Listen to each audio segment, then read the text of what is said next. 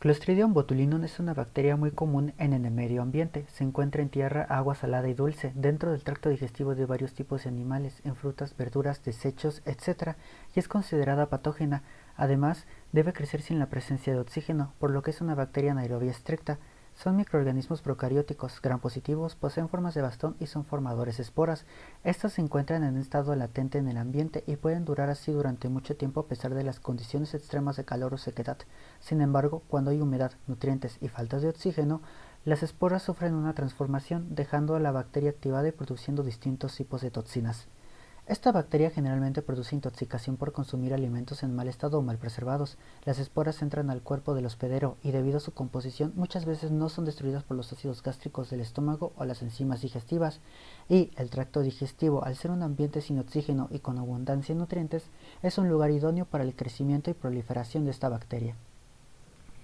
Cuando la bacteria ya se encuentra en el organismo, produce la toxina botulínica, que es un polipéptido de 7 serotipos diferentes A, B, C, D, E, F y G, con acción neurotóxica que se diferencian entre sí inmunológicamente y por su grado de toxicidad, pero no por el mecanismo de acción. Se encuentran constituidas por dos cadenas, una pesada de 100 kilodaltons con un C terminal y otra ligera de 50 kilodaltons con una N terminal.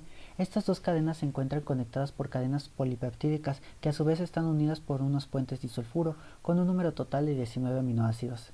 Las toxinas de tipo A, B, E y F causan botulismo en humanos, provocando síntomas como dificultad respiratoria, cólicos abdominales, fatiga, visión borrosa, dificultad para tragar y hablar, náuseas, vómito y debilidad que pueden conllevar a una parálisis.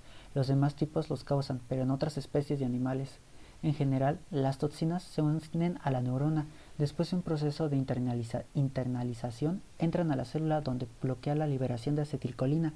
En consecuencia, la terminación nerviosa afectada dejará de ser funcional. Sin embargo, con el paso del tiempo, la fibra nerviosa puede generar una nueva terminación. De entre los 7 serotipos, solo están disponibles para uso clínico la toxina A y B.